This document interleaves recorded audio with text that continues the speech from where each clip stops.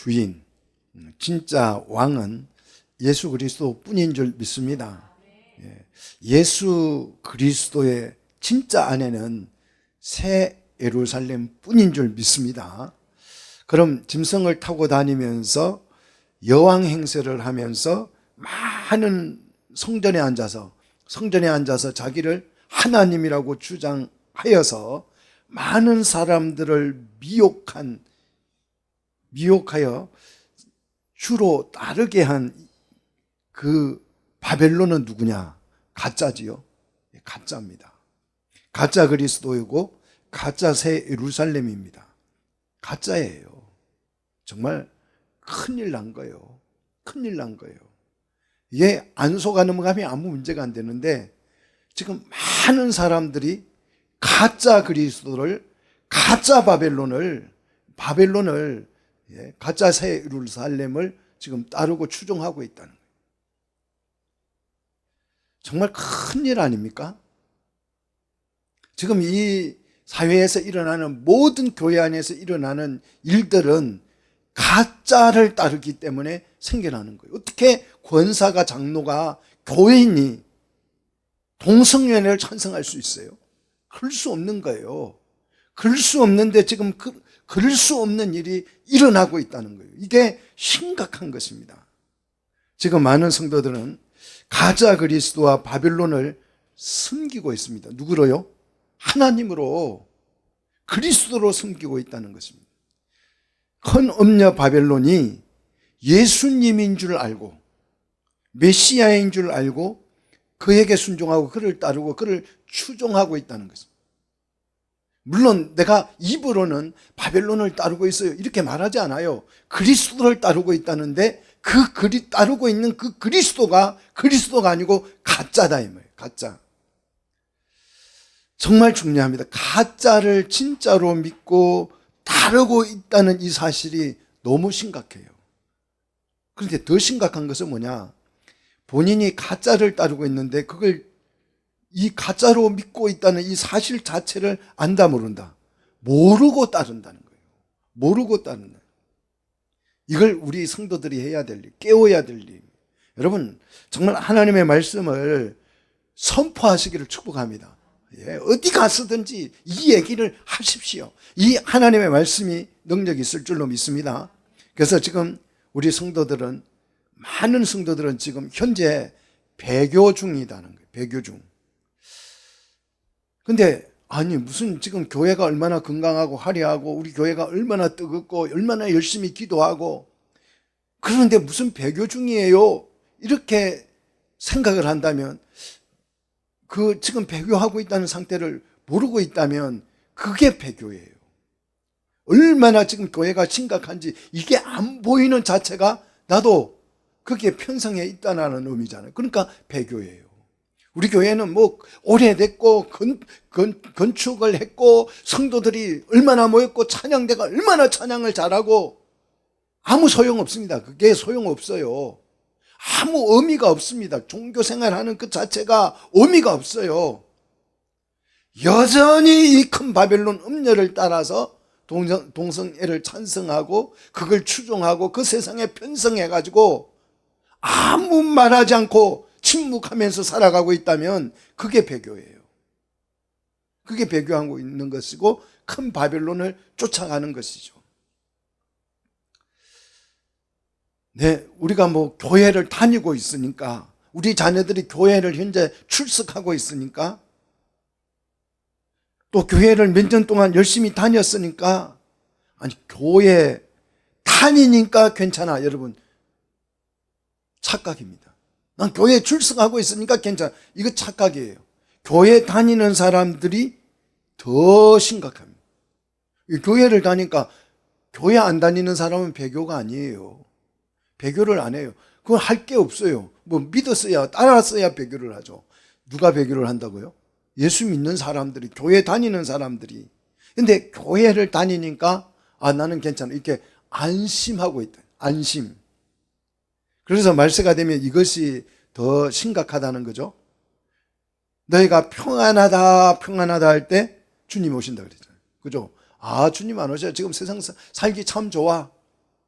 예수님 올 거 생각 안 하고, 예, 참 좋은 세상이네, 세상 참 평안하네, 괜찮은 세상이네, 이럴 때에 우리 주님 오신다 그랬잖아요. 지금은 걱정할 때고 근신할 때고 정말 우리의 신앙을 다시 한번 점검할 때입니다.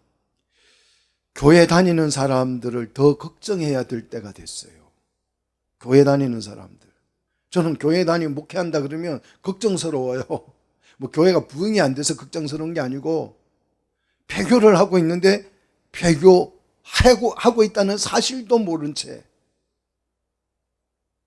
지금 이란에 엄청난 사태가 일어나 10,000명을 죽였니 20,000명을 죽였니 그런 일이 일어납니다. 여러분 한번 생각해 보십시오. 옆에 이웃으로 살던 사람들이에요. 이 사태가 일어나기 전에는 그냥 직장 동료고 같이 이웃 사람이에요. 그런데 이 사태가 일어나니까 그 사람을 죽이는 거예요. 그 사람을 죽이는 거예요. 저는 그걸 보면서 이런 생각을 했어요. 제가 어디 가서 무슨 얘기했더니 전라도 분 목사님이 저거 보고 극우라고 하더라고요. 극우라고. 그래, 이 사람이 사태가 일어나면 나를 극우라고 해서 총으로 쏘겠네? 이런 생각이 들더라고요. 목회자인데. 그렇잖아요? 극우 프레임을 씌워가지고 아주 나쁜 놈이야. 이렇게 해서 이놈은 죽어도 괜찮아. 그래서 죽일 거 아니겠어요? 지금은 동료예요, 동료. 그래서 제가 뭘 했어요? 어준이 얘기 듣고 와서 지금 나보고 극우라고 하니, 니가? 나는 그분이 어준이 김어준 방송을 듣는지 몰랐어요. 너 어준이 방송 듣고 와서 그따위 소리 하는 거야? 나를 보고 극우라고 하는 거야? 그랬더니 대답을 안 해요. 나 그 방송 안 본다 그래야 되는데 그 말을 안 하더라고요. 이게 딱 들켰어요. 어중이 같은 방송 듣고 와가지고. 사랑하는 성도 여러분, 교회 다니는 사람들, 예수 믿는 사람들을 지금은 걱정할 때예요. 왜? 교회가 배교를 하니까. 성도들이 배교를 하니까. 여러분, 이 설교 우리 아들도 야, 너 그 미국에 있는 한인들에게 좀 전해줘. 아빠 설교가 막 이게 이런 얘기를 많이 해가지고 전해주면 다 좌파인데, 그쪽에는 좌파가 많은데 한인들은 막 어떻게 될까 봐서 못하겠네. 하나님 말씀을 믿으셔야 돼요. 말씀을 믿고 그냥 전하면 욕을 할 사람 욕하는 거예요. 막 욕해도 괜찮아요. 사랑하는 성도 여러분, 여기서 포인트가 있습니다. 우리 하나님이 멀쩡히 살아 계시잖아요. 믿습니까? 하나님 살아 계신 줄 믿습니까? 지금도 불꽃 같은 눈으로 이 사태를 보고 계시는 줄 믿습니까? 그렇게 하나님 멀쩡히 살아 계신다면 이 가짜가 누구 행세를 하고 있어요? 하나님 행세를 하면서, 그리스도의 행세를 하면서, 새 예루살렘의 행세를 하면서 이 가짜 음녀가 세상을 이렇게 헤집고 다니는데 왜 우리 하나님이 가만히 계시느냐 하는 거예요. 혼쭐을 내셔야지. 아니면 추방을 하든지 어떻게 무슨 조치를 취하시든지 해야 되는데 왜 하나님이, 살아계신 하나님이 오늘도 가만히 계시는가 하는 거예요. 그게 베드로전서예요. 오늘 베드로전서, 우리가 계시록 21장을 읽지만 오늘 설교는 베드로전서 3장을 설교할 거예요. 베드로전서 3장 9절을 보십시오. 자, 성경을 여러분 확실하게 이해하셔야 됩니다. 자, 베드로전서 3장 9절. 자, 오직 주께서는 너희를 대하여 오래 참으사. 오래 참으사. 아무도, 우리 중에 아무도, 이 세상에 있는 정말 희한한 그런 사람들까지 다 포함해서 아무도 멸망하지 아니하고 다 회개하기에 이르기를 우리 하나님이 원하신다는 거예요. 원하신다. 이게 우리 하나님의 마음입니다. 오래 참으시는 이유, 아무도 멸망치 않게 하는 이유, 아직 당장 하나님께서 이 큰 음녀 바벨론이 세상을 이렇게 어지럽히고 있는데도 불구하고 하나님이 가만히 계시는 이유, 그거는 오래 참음이라는 거죠. 오래 참음. 근데 오래 참는 이유는 그들 중에 하나도 멸망치 않고 다 회개하기에 이르기를 기다리신다는 거예요. 원하신다는 것입니다. 그래서 하나님 오래 참으시는 이걸 모르는 사람들은 하나님이 없네, 하나님이 아무 힘이 없네, 능력이 없네, 그렇게 해서 더 교만해져요. 어리석은 것입니다. 그러면 하나님이 이 오래 참는 것을 언제까지 참는 거? 무기한인가? 한도 끝도 없는가? 그렇지 않습니다. 언제까지 참는다고요? 우리 계시록 17장 17절 봤잖아요. 하나님의 말씀이 응할 때까지, 하나님의 말씀이 응할 때까지. 하나님의 말씀이 계획되어져 있어요. 하나님의 말씀은 계획입니다. 그냥 계획이에요. 하나님은 그 계획대로 세상을 통치하는 줄 믿습니다. 이 나라도 계획이 있어요. 그래서 예산도 세우고 계획에 따라서 다 하는 거예요. 그 계획대로 1년을, 우리 교회도 계획이 있잖아요. 지금 우리가 연말 되면 연말 공동의회에서 계획 쫙 세워가지고 거기에 예산 맞춰서 집행하는 게 1년 살림살이잖아요. 여러분의 인생도 계획을 하셔야 돼요. 계획이 있어야 되잖아요. 그 계획해가지고 그 계획대로 살아갔으면 그런 인생은 늘 성공하잖아요. 아무렇게나 그냥 하루하루 사는 것보다는 계획을 가지고 사시기를 축복합니다. 하나님도 계획이 있잖아요. 말씀에 계획이 있잖아요. 그래서 그 말씀이 응할 때까지, 말씀이 완전히 실현될 때까지, 그 실현되는 날짜가 하나님께서는 그 날짜를 정하여서 계획을 세운 줄 믿습니다. 그러면 그 날을 성경은 뭐라고 표현하느냐? 오늘 베드로후서 3장 10절에 보니까 이 날을 주의 날이라 그래요. 주의 날. 주님이 주인 되는 날이라, 이런 뜻이죠. 12절에 보니까 이 날을 뭐라고 불러요? 하나님의 날이다. 주님의 날과 하나님의 날이라고 말합니다. 그런데 이 날에 대한 사람들의 반응이 다릅니다. 8절 보니까, 8절 보십시오. 어떤 사람은 하루가 1000년 같고, 어떤 사람은 1000년이 하루같이 느낀다는 거예요. 이게 무슨 말입니까?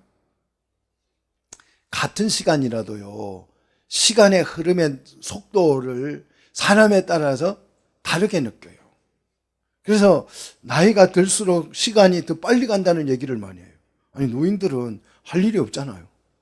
할 일이 없으면 하루가 굉장히 늦게 갈 것 같은데, 나이가 들수록 하루가 자고 일어나면 하루, 자고 일어나면 눈 뜨면 하루. 그래서 한 달, 이게 속도가 자기 나이 속도를 하잖아요. 60세는 60km로 달리고 시간이, 80세는 80km로 달리고 100세는 100km로 달린다는 거잖아요. 사람에 따라서 시간의 속도가 달라요. 바로 그것입니다. 9절은 하루가 1000년 같다. 하루가 1000년같이 흐른다. 정말 이 시간이 너무 더디게 흐르는 거죠. 이 더디게 시간이 너무 늦게 간다. 이거는 누구 입장이냐 그러면 성도들의 입장이에요. 성도들은 주님으로부터 약속을 받았죠. 그렇죠? 그래서 주의 날을 지금 우리는 뭐 하고 있어요? 기다리고 있는 사람. 기다리는 사람에게는 시간이 잘 간다, 더디게 간다. 더디게 가는 거예요. 쟤네 날짜 군인들 정말 시간 안 가요. 국방부 시계는 왜 그렇게 느린지요? 그렇잖아요. 기다리면 시간은 더디 가는 거예요. 그래서 하루가 1000년같이, 아이고, 우리 지금 마음 같아서는 당장 주님이 오셔서 정말 이 못된 것들 좀 혼쭐 냈으면 좋겠는데, 이게 정말 1000년 같아. 정말 하루하루가. 그런데 사실은 더딘 것이 아니고 뭐다? 하나님이 멸망치 않기 위해서 오래 참고 계시는 것이다. 회개하기를 기다리고 계시는 것이다. 이것이 하나님의 오래 참음이다. 그런 뜻이죠. 1000년이 하루같이 흐른다. 야, 1000년이 자고 일어나니까 후딱 지나가요. 엄청 빠르다는 뜻이죠. 약속이 빠르게 느껴지는 사람, 이 시간은 불신자들의 시간이죠. 주의 날에 대한 약속이 없어요. 이 사람들은 약속한 게 없어요. 약속을 받지 못한 사람들입니다. 이런 사람들에게는 시간이 그냥 얼마나 이 심판날이 오는데 눈 깜짝할 사이에 어느 날 자고 일어나 봤더니 홀연히 그 날과 마주치는 거예요. 주의 날과 마주치는 거예요. 자고 일어나 보니까 그 날이 무슨 날? 하나님의 날이고 주의 날이라는 거죠. 그래서 자고 일어나 보니까 주의 날이 눈앞에 와 있으니까 준비할 시간이 있다 없다? 없다라는 거예요. 하나님이 우리와 약속을 한 것은 뭐 하라는 뜻입니까?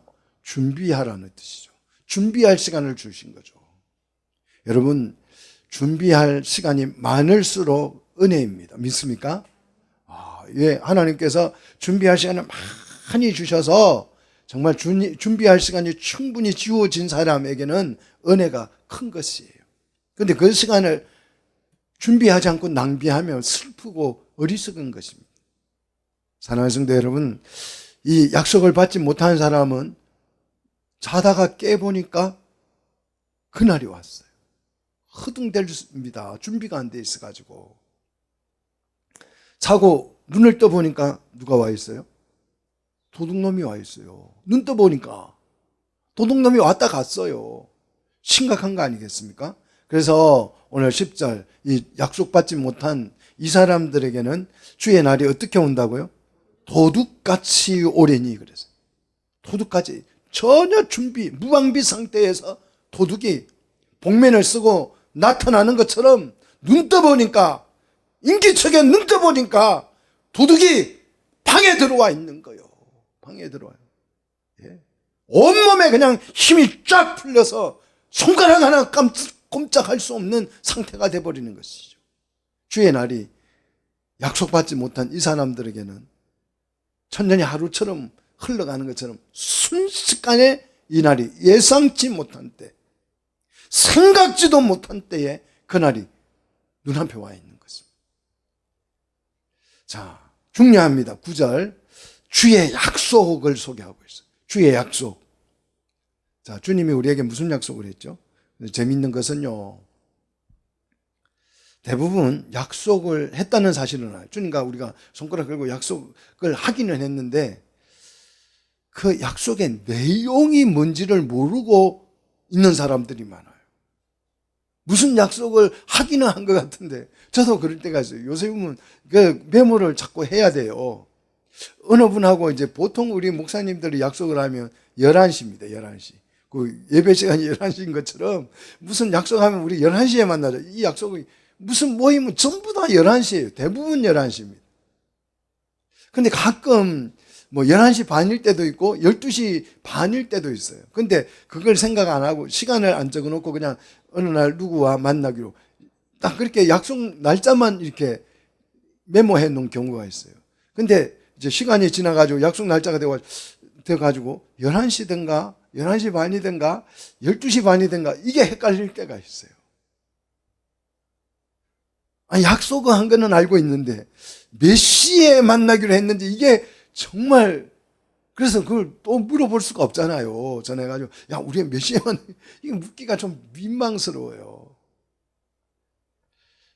우리 기독교인들이요, 하나님과 약속은 했어요. 약속은 했다는 사실은 알아요. 근데 무슨 약속을 했냐고 물어보면 모르는 경우가 많아요. 그래서 우리는 성경을 어떻게 읽어야 된다? 자세히 읽어야 합니다. 그리고 말씀의 의미가 뭔지 이해하면서 읽어야 한다는 것이에요. 이날 뭘 약속했습니까? 주의 날에 주님이 우리에게 다시 온다는 약속이잖아요. 재림을 약속했습니다. 그래서 계시록 16장 15절에서 내가 그랬잖아요. 자, 베드로후서 3장 10절에는 주의 날이 도적같이 오리라 그랬는데 계시록 16장 15절에서는 보라, 내가 도둑같이 온다 그래요. 주의 날에 누가요? 주님이 오신다는 거예요.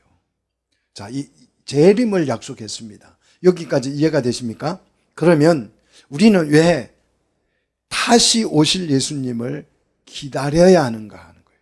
그냥 다시 오신다고 했으니까 그날 기다리는 거지 뭐.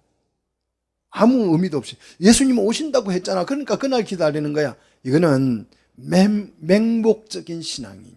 맹목적인. 왜 예수님이 생각해 보십시오. 왜 왔다 갔다 합니까? 그냥 우리더러 이리 오라 부르면 되잖아요. 근데 왜 왔다 갔다 하냐고요. 올 필요 없잖아요. 그냥 너희는 너 있는 곳으로 오너라. 그러면 우리는 다 말씀만 하셔도 갈 수 있죠. 그죠? 그런데 왜 뭐 왔다 갔다 번거롭게 차비 들게 그냥 우리더러 오라고 하시면 되지. 왜 다시 오신다고 말씀하시는가? 여러분, 지금도 내가 죽으면 천국 가겠지 이렇게 미신을 믿고 있는 사람들이 많아요. 내가 죽으면 천국 간다 이렇게 가는 게 아니라는 거예요. 가는 게 아니니까 다시 오시는 거죠. 성경은 혼인잔치에 혼인으로 비유하죠. 그 성경의 혼인은 이 계시를 재림을 설명하기 위해서 교회가 되고 이 성경을 설명하기 위한 풍습이에요. 풍습, 문화예요. 성경의 혼인은 그냥 우리는 그냥 좋은 사람 만나서 같이 살고 애 놓고 사는 그게 혼인이라고 생각하지만 성경은 이 혼인을 계시로 주신 거예요. 원래 혼인은. 그래서 성경의 혼인은 보면 신랑이 신부에게 갑니다. 먼저 가서 혼인을 해요. 혼인을 합니다. 그리고 혼인은 이제 정혼이라 그래요. 그거는 뭐 우리 같이 결혼식이 아니고 정혼이라 그럽니다. 요셉이 마리아 집에 가서 마리아와 뭐 했어요? 정혼을 했어요. 정혼을 하고 나서 약속을 합니다. 내가 1년 후에 다시 데리러 올 테니 잘 기다리고 있어. 나를 기다리고 있어. 그리고 신랑이 다시 자기 집으로 와요. 와서 뭐 합니까? 자기가 신부를 데리고 오면 같이 살 집을 지어요. 집을 마련해요. 그래서 집을 다 마련하고 나면 어떻게 합니까? 다시 이제 처가집으로 가서 정혼한 여자를 데리고 오는 거예요. 신랑 집으로. 그래 와서 혼인잔치를 하는 것입니다. 이게 성경의 계시로 주어진 혼인이에요. 그래서 예수님이 처음에 오셨잖아요. 오셔서 우리를 뭐로 삼으셨어요? 신부로 삼으셨어요. 그래서 내가 너희를 위하여 거처를 예비하러 가노니 거처가 준비되면 다시 오리라. 그래서 다시 온다고 약속을 한 것입니다. 믿습니까? 자, 그래서 성경의 계시로 주어진 이 혼인은 신랑이 왔다 갔다 하는 것이. 그래서 데리러 와서 이제 그 신부, 남인 이 신부, 혈연이 아닌 이 신부를 데리고 와서 신랑의 가족으로 편입시키는 거예요. 입학시키는 거예요. 그래서 간다는 게 아니고 들어간다라고 표현하는 거예요. 가족이 되는 것입니다. 믿습니까? 하나님의 가족으로 들어가는 거예요. 자, 예수님의 그러면 이 재림의 목적을 알아야 되죠. 예수님이 다시 와서 우리를 데려가는 그 목적이 뭐냐?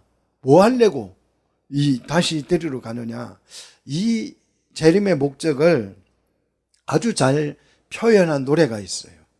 우리나라 노래 중에 이 재림의 목적을 찬송가가 아니고요. 세상 노래인데 이 노래 중에 이 재림의 의미를 잘 설명해 놓은, 담아 놓은 노래가 있는데 그 노래가 뭐냐 그러면 오빠 생각입니다. 혹시 들어보셨어요? 덤뿍 새 논에서 울고 뻐꾹 새 어디서? 숲에서 울제. 우리 오빠 말 타고 서울 가시면 뭐 사가지고 온다고요? 비단구두 사가지고 비단구두.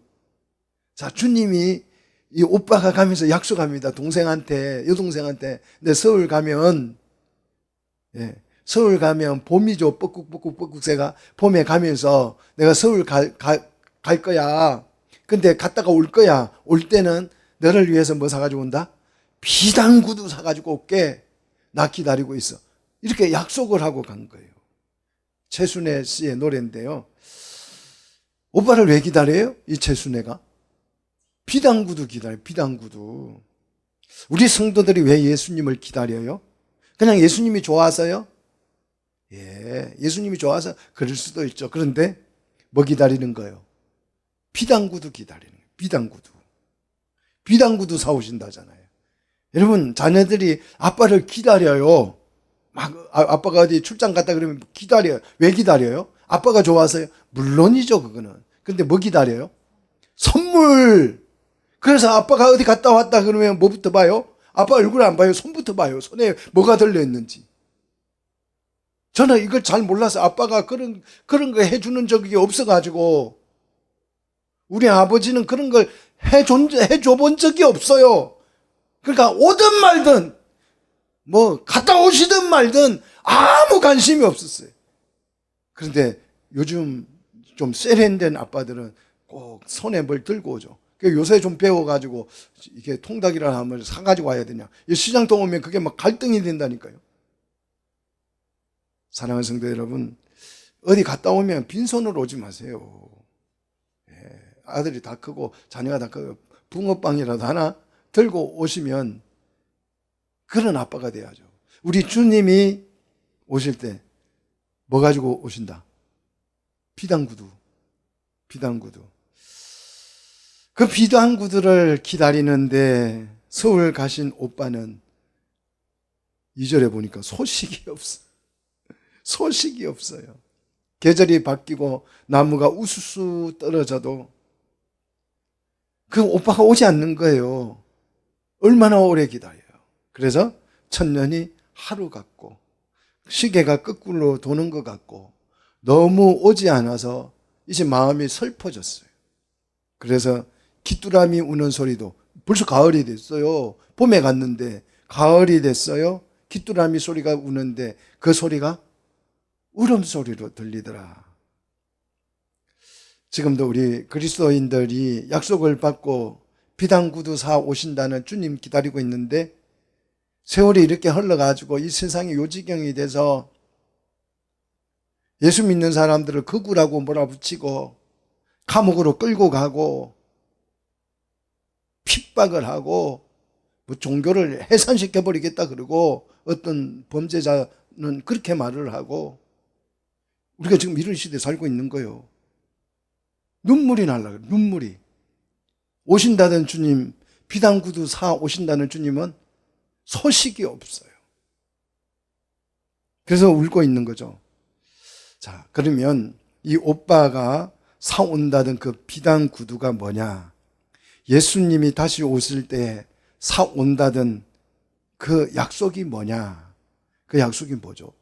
내용을 모른다니까. 약속은 했는데 무슨 약속을 했는지 이걸 몰라요. 한장할 일이에요.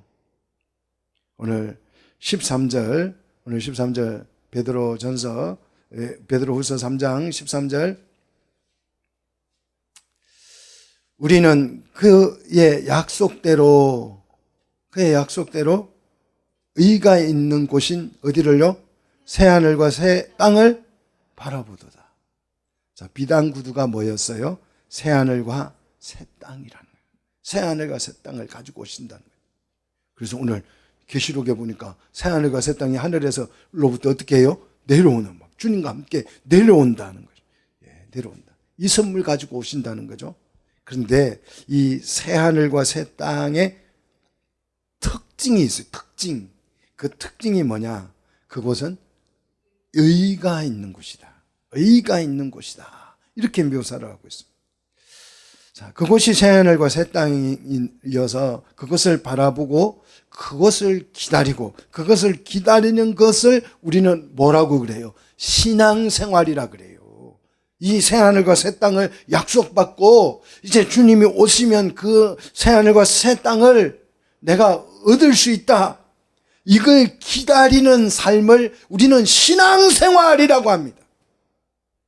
신앙생활은 이걸 기다리는 거예요.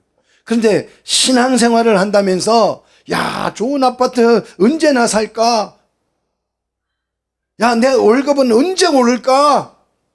이런 생각만 잔뜩 하고 있으면 말은 신앙생활하고 있는데 사실은 신앙생활이 아니다.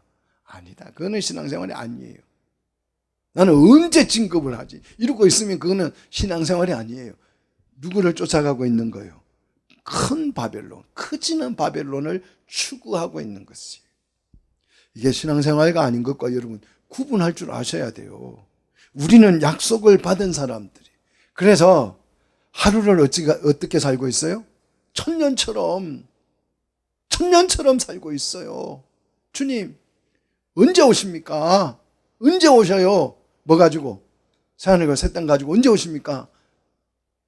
그러고 있는데 우리는 그 약속을 가지고 그걸 기다리고 그걸 바라보는 것이 신앙생활인데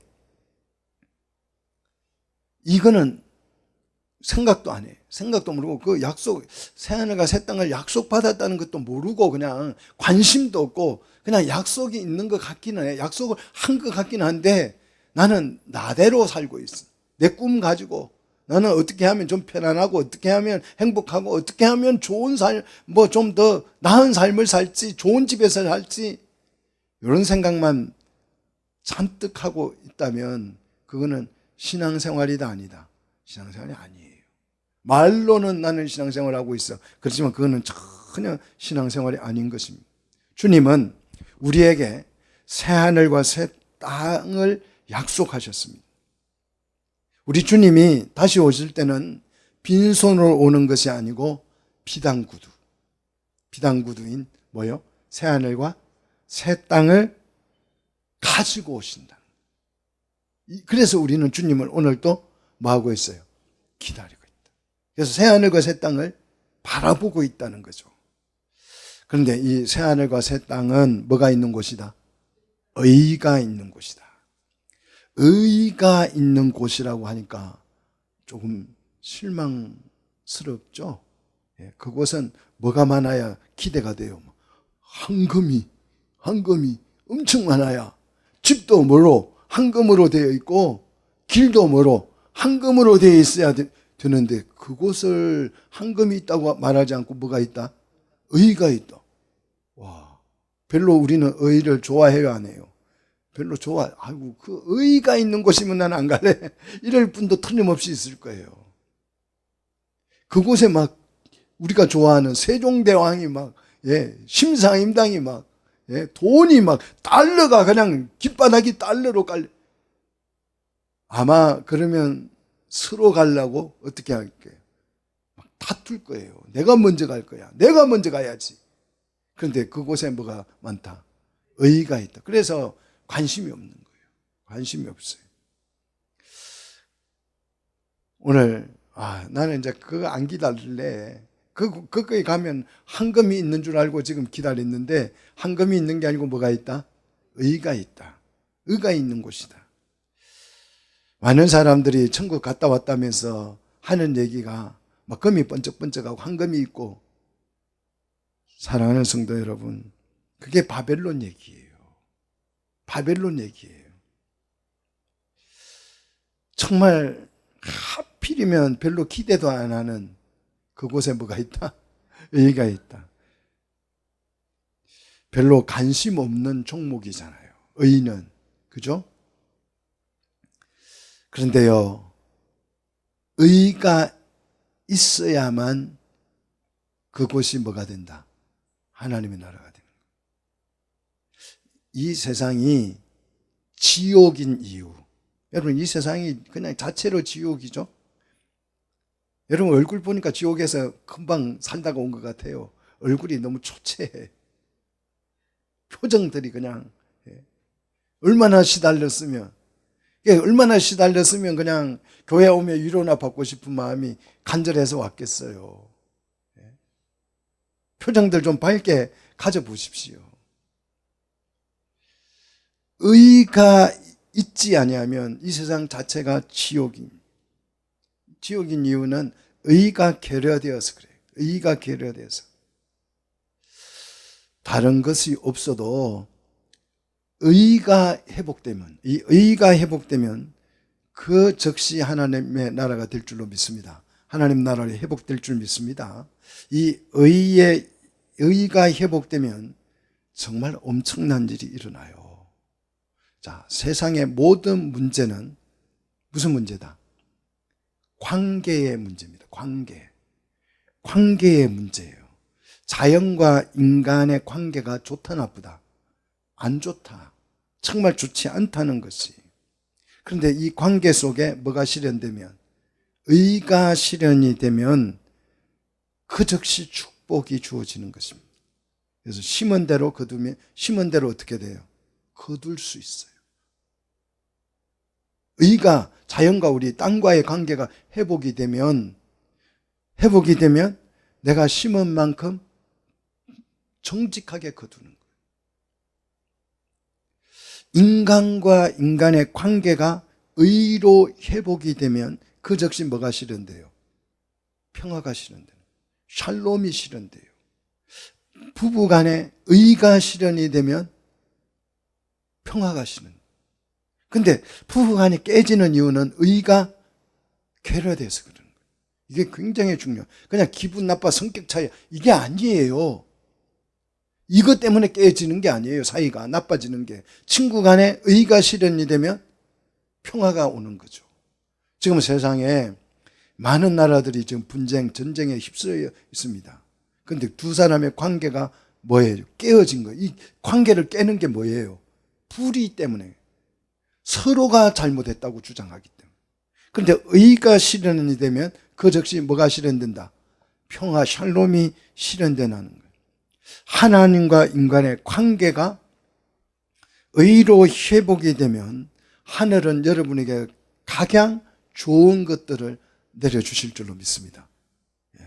이 관계가 회복되면 모든 게 다 해결돼요. 동물과 동물의 관계와 식물과 동물의 관계와 땅과 사람의 관계도, 하늘과 사람의 관계가 의로 회복되면 자연재해가 사라져요. 믿습니까? 땅이 반란을 일으키지 않아요. 바다가 반란을 일으키지 않습니다. 그래서 이 의가 회복되면 우리가 노력하고 수고한 것만큼 열매를 냅니다. 그런데 관계가 안 좋으면 심었는데 엉겅퀴가 나요. 가시가 나와요. 잡초가 나와요. 가라지가 나와요. 전부 다 관계 때문에 일어나는 것입니다. 이 관계를 좋게 만드는 것이 뭐다? 의라는 것이죠. 그래서 이 의가 있는 곳은 곧 뭐가 된다? 하나님의 나라가 실현된다. 그래서 이 의가 이렇게 중요한 것입니다. 이 의가 중요하기 때문에 예수님이 이 의를 위해서 어떻게 됐어요? 십자가에 못 박혀 죽으신 것입니다. 그래서 죄인에게 이 의를 주입해 줬더니, 죄인에게 그리스도께서 십자가에 못 박혀 죄값을 지불하고 의를 주입해 주었더니 그 죄인이 순식간에 뭐가 됐어요? 의인 된 거요. 그래서 의인이에요, 여러분. 법정적 의인이 된 것입니다.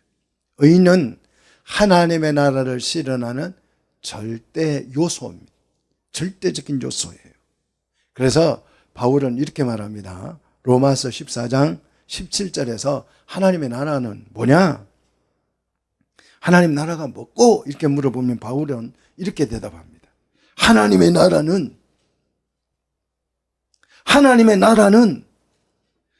먹는 것과 입는 것이 무한리필, 이렇게 말한 것이 아니에요. 먹는 것과 입는 것이, 자, 먹는 것과 입는 것, 황금이 많다, 거기 가면 먹을 것이 많다, 너무 아름답다. 천국 갔다 왔다는 사람들의 얘기가 그런 얘기잖아요. 그게 바벨론에 갔다 온 것이, 바벨론에. 천국이 아니고 바벨론에 갔다 와서 바벨론을 보고 와서 이런 소리 하는 거예요. 근데 바울은 잘 보십시오. 하나님의 나라는 먹는 것과 마시는 것이 아니요. 오직 그랬습니다. 오직 요것뿐이다, 이런 뜻이야. 오직은 유일하다, 이런 뜻이잖아요. 뭡니까? 성령 안에 있는 의와 평강과 희락이라. 하나님의 나라는 이 세 가지다, 이 뜻이. 사람들은 천국에 황금집이 있고 황금길이 있고 황금이 막 넓이하게 있고 이것을 믿어요. 대부분의 사람들이 하나님의 나라가 어떤 곳이냐 그러면 이런 거 믿어요. 막 먹는 것이 진수성찬이 깔려있고, 그래서 그냥 거기 가서 너무너무 맛있게 먹고 즐기고. 그래서 이런 얘기도 있어요. 어떤 사람이 천국에 가봤더니 정말 음식이 잔뜩 차려져 있는데, 천국에, 지옥에도 똑같은 음식이 차려져 있는데, 가만히 봤더니 천국에는 특징이 숟가락이 한 2m짜리래요. 그런데 천국의 사람들은 서로를 먹여주는데, 지옥 사람들은 자기가 퍼먹으려다가 하나도 못 먹고 굶어 죽더라. 뭐 그런 얘기예요. 말도 안, 그냥 동하죠. 천국에 가니까 막 황금이 많고 뭐가 좋고 어떻고 뭐 살기 좋고 그냥, 예. 그거는 바벨론 갔다 온 것입니다. 바벨론을 보고 온 것이에요. 그 천국 갔다 왔다는 간정들은 99% 아니 100%다 바벨론 갔다 와놓고 바벨론을 보고 와서 막 천국 갔다 왔다고 떠드는 거예요. 주님 봤다는 사람들은 99% 전부 다 누구를 본 거예요? 큰 엄녀 적그리스도를 보고 와서 주님 봤다고 떠드는 거예요. 얘기를 들어보니까 그래요. 내용을 들어보니까 바울은 먹는 것과 마시는 것이 아니다. 풍족함을 주는 것이 아니다. 오직 성령 안에 있는 의와 평강과 희락이다. 이게 하나님의 나라다. 이렇게 바울은 설명한 거죠. 대부분의 사람들은 황금이 많은 곳으로 천국을 믿지만 그거는 신앙이 아닙니다. 신앙이 아니에요. 통하이고 판타지에 불과한 것입니다. 영화 내용 스토리지, 판타지 영화 스토리지 신앙이 아니에요. 성경도 아닙니다. 근데 그걸 믿고 있다고요. 그러니까 세상 사람들은 지금 누구를 따르고 있어요? 바벨론을 따르고 있는. 하나님의 나라는 먹고 노는 나라가 아니죠. 적극적으로 성령 안에서 뭐가 실현되는 곳이다. 의가 실현되는 곳이다. 성령 안에서 의가 실현되어집니다. 성령 안에서 평강이 실현됩니다. 저절로 샬롬이, 이 평강이 실현되는 게 아니에요. 샬롬이 실현되는 곳이 아니라 어디 안에서요? 성령 안에서 적극적으로 의가, 샬롬이 실현되어지는 곳이 바로 하나님의 나라입니다. 희락도 마찬가지죠. 그냥 아무렇게나 마냥 즐거운 것이 아니고 어디 안에서요? 성령 안에서 이 슬픔이 뭐가 바뀌어버려요? 슬픔이라는 것이 뭐로 바뀌어버려요? 즐거움으로 바뀌는 곳이다. 어디 안에서? 성령 안에서. 성령 밖에 있으면 그냥 슬픔이에요. 성령 밖에 있으면 그냥 불화예요. 그런데 성령 안으로 들어오면 이것이 뭐로 바뀐다고? 슬픔이 기쁨, 희락, 즐거움으로 바뀐다고요. 그것이 어디다? 하나님의 나라라고. 하나님의 나라. 자, 여기서 우리는 현실적인 문제가 생기는 거예요. 여기에 현실적인 문제가 생기는 것입니다. 하나님의 나라는 뭐가 있는 곳이다? 의가 있는 곳이기 때문에 우리가 그 나라에 들어가려면 지금 우리가 어떤 사람이 되어야 할지를 뭐 해야 한다? 고민해 봐야 한다는 거죠. 그곳은 뭐가 있는 곳이기 때문에, 의가 있는 곳이기 때문에 지금 내가 그곳에 들어가려면 내가 어떤 사람이 되어야 할지를 고민해 봐야 된다는 것이죠. 가짜 그리스도인들은 이 단계에서 고민을 한다 안 한다? 안 해요. 그리고 뭐라고 말합니까? 예수 천당 이럽니다. 예수 천당 이래버려요. 그 끝이에요. 고민을 할 거 없어요. 예수 천당. 가짜들은 어떻게 생각하느냐? 예수 천당 이래버려요. 다 모든 거 덮어놓고 그냥 예수 천당. 고민하지 않습니다. 그러나 베드로는 분명하게 오늘 베드로후서 3장 11절 12절에서 분명하게 묻고 있습니다. 너희가 어떤 사람이 되어야 마땅하냐 묻습니다.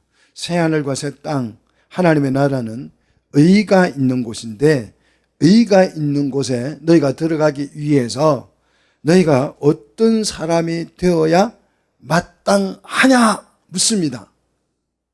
여기에서 가짜들은 뭐라고 말한다고요? 그 따위 거 필요 없어. 어떤 사람이 되고 그런 고민할 필요 없어. 예수 천당 끝. 예수 믿으면 그냥 어디로? 천당으로 홀라당 가버린다. 근데 오늘 베드로는 그렇게 아니고 어떤 사람이 돼야 마땅하냐 묻습니다. 어떤 사람이 돼야 마땅하다고요? 거룩한 행실과 경건함으로 하나님의 날이 임하기를 바라보고 간절히 사모하라는 거예요. 간절히 사모하라. 그 나라에 의가 있는 그 나라에 들어가려면 준비물이 필요하다는 준비물. 그 준비물이 두 개가 있는데 그게 뭐냐? 거룩한 행실과 경건이라는 거죠. 이 두 요소가 너무 중요하다. 그렇게 말하고 있습니다. 자, 첫 번째 요소. 거룩한 행실. 거룩한 행실. 여러분, 거룩한 행실이 뭐예요? 거룩한 행실이 뭡니까? 막 고운 말 쓰고 착한 말 쓰고 말도 천천히 하고 너긋하게 하고 예수 믿는 사람 그래야지. 그렇게 막 입이 거칠어 가지고 무슨 예수 믿는 사람이라고 할 수 있어? 뭐 이렇게 생각합니까? 여러분 도덕적으로 생각합니까? 거룩한 행실을? 대개 그렇게 생각해요. 목사님은 거룩한 행실을 해서 목사는 욕도 안 하고 막 말도 천천히 하고 막 좀 저음으로 하고 방정맞게 하지 않고 그런 사람을 거룩한 행실이 있는 사람을 그렇게 착각합니다. 거룩한 행실. 이 거룩이라는 단어를 여러분 아셔야 돼요. 거룩은 어디에 붙이는 단어예요? 재물에 붙이는 단어입니다. 재물에. 예? 재물에 붙이는 단어가 거룩입니다. 그래서 재물을 하나님 앞에 흠없는 재물을 드려야 하기 때문에 구별해 놓잖아요. 그게 거룩이에요. 이거는 재물이야 하고 구분을 해 놓는 거. 그래서 그 구분을 해 놓은 재물은 뭐가 생기면 안 돼요? 흠이 생기면 안 돼요. 점이 생기면 안 돼요. 그 관리를 잘 해야 되는 거죠. 그걸 행실이라고 그래요. 그래서 행실은 재물에 드러난 외적 상태를 말합니다. 그래서 재물에는 점과 흠이 없어야 되죠. 그래서 구분해 놓은 거, 점과 없는 것을 따로 구분해 놓는 것을 우리는 거룩한 행실이라고 합니다. 자, 재물로 드리기 위해서 재물의 상태를 살펴서 점과 흠이 없는 상태, 이걸 거룩한 행실이라고 합니다. 왜 성도들에게 거룩한 행실을 요구합니까? 예수 천당하면 끝나는데 여러분 잘 생각해 보십시오. 왜 예수 천당이라는 그냥 하나님의 나라에 들어가려면 예수 천당 외쳐 그렇게 말하지 않고 이 두 가지 거룩한 행실을 요구하느냐 요게 이해되면 여러분의 신앙이 오늘 이 순간에 180도 확 뒤집어질 줄로 믿습니다. 두 번째 요소가 경건이에요. 경건. 경건은 내적 상태를 말합니다. 그 재물의 내적 상태. 거룩한 행실은 외적 상태라면 경건은 내적 상태죠. 하나님을 두려워하는 마음이죠. 이걸 경외의 심이라고 말합니다. 자, 제사 드리는 사람의 마음 상태를 말하는데 사실 우리는 제사를 드리는 사람이 아니에요. 예배를 드리는 사람이 아닙니다. 우리는 뭐예요? 예물이에요. 예물, 재물입니다. 믿습니까? 그래서 재물의 내적 상태는 하나님에 대한 경외심이 있어야 된다는 거예요. 자, 그래서 새하늘과 새 땅에 들어가려면 이 두 요소가 너무 필요하다. 왜? 그곳에는 뭐가 있기 때문에? 의가 있기 때문에 이 두 요소가 너무 필요하다는 거죠. 흔히 우리가 하나님 앞에 나간다, 예배를 드린다, 또 하나님의 나라의 기업이 된다, 하나님의 소유가 된다, 이런 말들은요, 하나님과 함께한다, 하나님과 동행한다, 이런 말들은 전부 다 재물이 된다는 뜻이에요. 재물. 이게 기본 개념입니다. 정말 중요한 기본 개념이에요. 하나님께 나간다. 내가 그냥 하나님 앞에 놀러 가는 게 아니에요. 뭐로 드려지는 것입니까? 재물로 나가는 것이에요. 믿습니까? 그래서 바울이 우리에게 주문하기를 너희 몸을 하나님께 뭐로 드려라? 산 제사로 드려라. 산 제물이 되기 위해서 필수적인 두 요소. 그게 뭐다? 거룩한 행실과 경건이다. 이게 필요하다. 이게 없으면 제물이 될 수 있다 없다? 없다는 거죠. 드릴 수 없다. 하나님 앞에 나갈 수 없다는 거죠. 예수 믿음의 끝. 이게 아니라는 거요. 예수 믿으면 이거는 어디에 필요하다? 구원받는 데 필요하다. 구원을 받기 위해서 구원은 예수를 믿는 것으로 끝나야 합니다. 더 추가해서는 안 됩니다. 그런데 하나님의 나라인 이 새하늘과 새 땅에 들어가려면 재물처럼 우리 몸이 흠과 점이 있으면 된다 안 된다? 안 된다는 것이에요. 이 나라를 바라보고 사모하는 성도들은 거룩한 행실과 경건으로 무장하고 있어야 한다. 이 말이죠. 하나님이 받으실 제물이 되기 위해서, 하나님 앞에 드려지기 위해서, 하나님 앞에 나가기 위해서 우리는 뭐가 돼야 한다? 제물이 돼야 하는데 제물에는 뭐가 있으면 안 된다? 흠과 점이 있으면 안 된다. 그래서 거룩한 행실과 경건함으로 제물인 우리를 다듬어야 한다는 것이죠. 하나님은 제물이 아닌 것은 받는다 안 받는다? 안 받으신다. 제물이 아닌 것은 하나님이 쳐다본다 안 본다? 쳐다도 안 본다는 거예요. 하나님은 뭐만 보셔요? 제물만 보셔요. 사랑하는 성도 여러분, 거룩한 행실과 경건을 갖추고 12절에 하나님의 날이 임하기를 바라보고 간절히 사모하라는 거예요. 간절히 사모하라. 그런데 우리가 사모하면서 기다리는 그날이 무슨 일이 일어나요? 그날 보십시오. 무슨 일이 일어납니까? 12절. 그날에 하늘이 불에 타서 풀어져 버리고 물질이 뜨거운 불에 녹아져 버려요.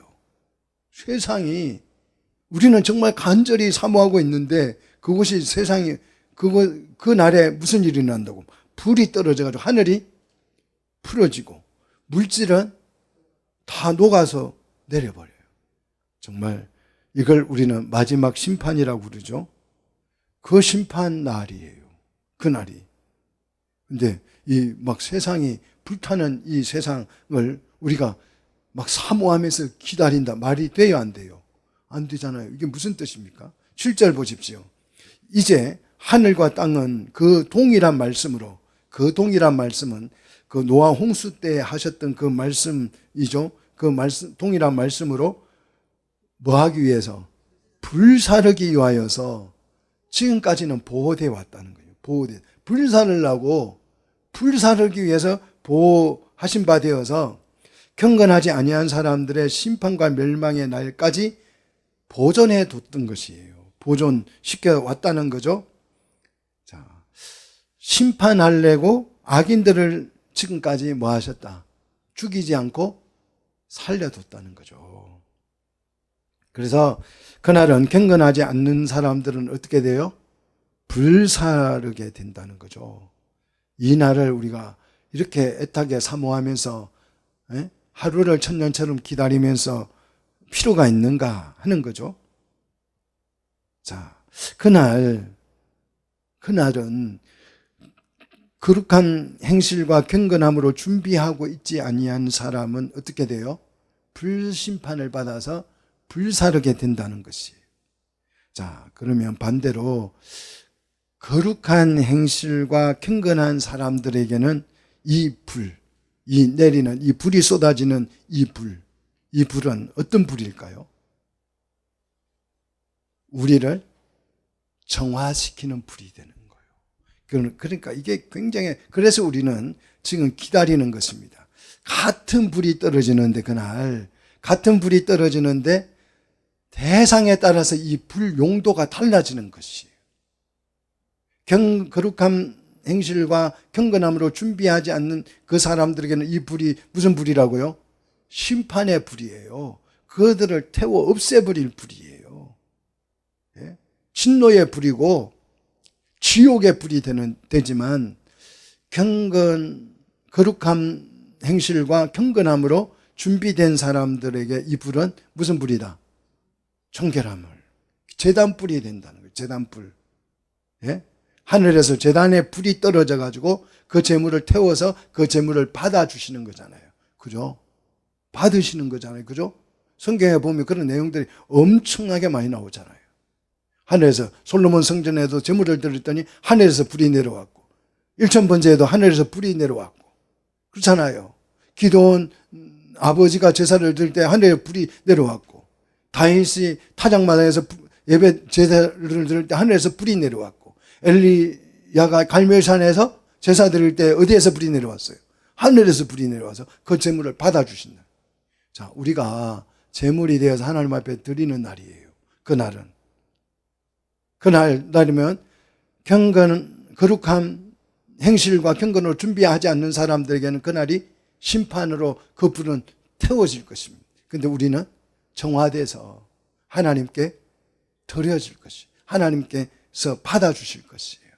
자, 거룩한 행실과 경건하여서 정과 흠이 없는 제물은 이 불이 제물을 정화시켜서 하나님 앞에 드려질 것입니다. 그러나 경건하지 않는 사람은 심판의 불이 되어서 진노의 불이 돼서 그를 불사를 것입니다. 그러므로 우리는 어떤 사람이 되어야 마땅하냐, 어떤 사람이 되어야 할지를 지금 뭐 해야 됩니까? 오늘 이 시간에 뭐 해야 돼요? 결정해야 된다 이거죠. 사실 이거는 결정할 문제가 아니고 마땅히 해야 할 일입니다. 해야 할 문제예요. 마땅한 일이에요. 사랑하는 성도 여러분, 거룩한 행실과 경건으로 산 제물이 되어서 13절 우리는 그의 약속대로 의가 있는 곳인 새하늘과 새 땅을 바라보는 우리 성도들이 되시기를 주의 이름으로 축복합니다.